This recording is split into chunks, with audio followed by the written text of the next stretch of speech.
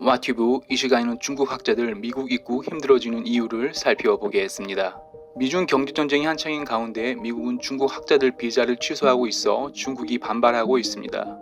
미국은 중국 공산당과 협력이 의심되는 중국 교수들 비자를 취소하며 미국 입국을 막고 있습니다.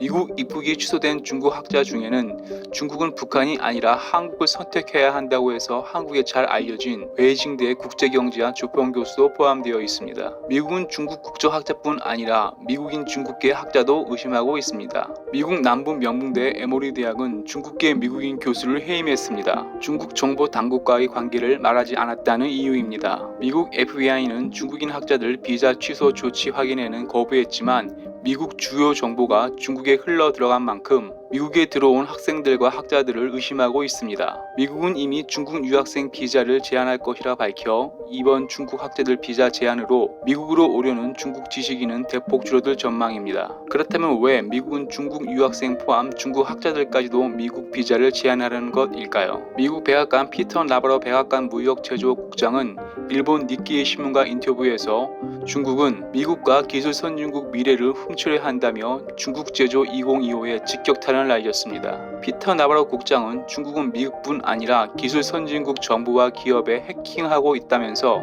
이는 미국과 기술 선진국 지적 저작권을 침해하는 행위라고 강하게 비판했습니다. 실제로 피터 나바로 국장 발언 뒤 지난 4월 워싱턴 DC에서 벌어진 미중 무역 협상에서 중국은 미국이 지적해온 해킹과 지적 재산권 도용을 인정했다는 증언입니다. 이것은 해킹뿐만 아니라 중국 방첩 행위를 인정한다는 것입니다. 미국은 자연과학뿐 아니라 사회과학 분야 중국이 미국 진출을 막고 있습니다. 이미 들어와 중국 소프트파워 천병 역할을 하고 있는 공자학원도 퇴출하고 있습니다.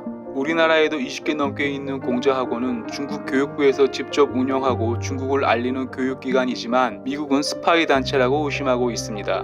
미국 행정부에서 공자학원은 교육을 가장한 스파이 단체라고 주장하자 미국 명문대 시카고 대학을 시작으로 펜실베니아 주립대학, 미시건 대학은 공자학원을 폐쇄하기로 했습니다.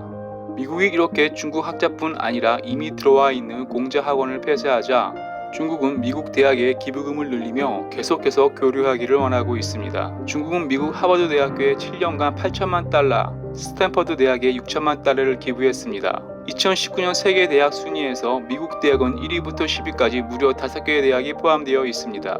즉 세계 대학 순위가 국가 파워를 나타내고 있는 것입니다.